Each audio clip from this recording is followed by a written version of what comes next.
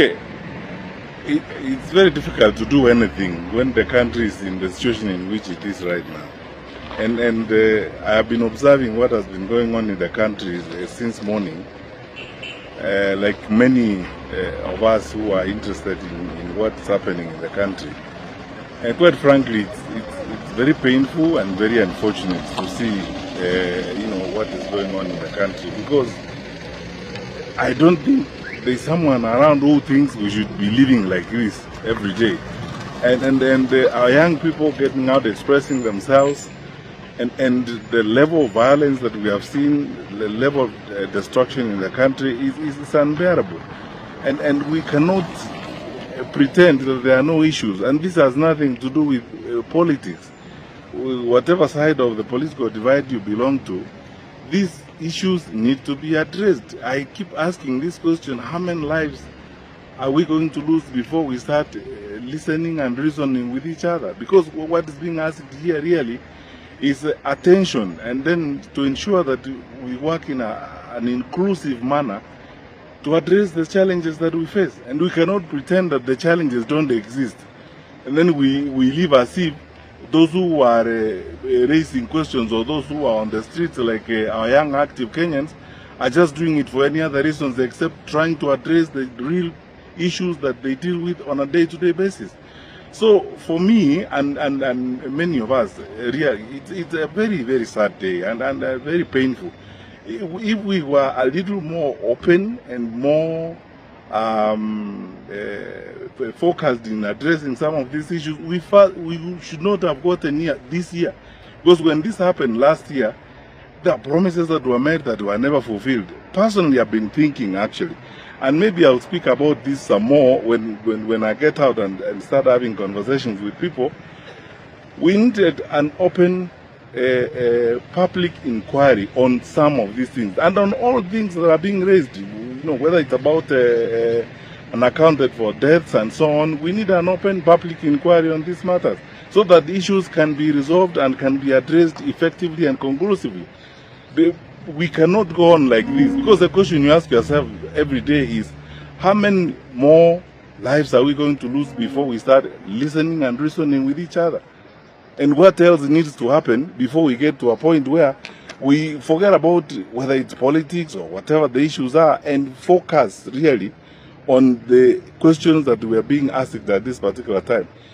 Why must it be that when people ask questions, they are met with either a different attitude, or they are met with violence and so on and so forth? Yet they are basically asking questions, and they're not saying things that are alien to us. They're saying that things that we know and we ought to relate to in an effective manner. So my view is, I've observed this for the bit that I could, and listened very carefully, tried to spend most of the time, glued to screens, to YouTube, looking at what was going on. I mean, I've literally spent my day on this particular, and it's because the Gen Z said it's going to be their day.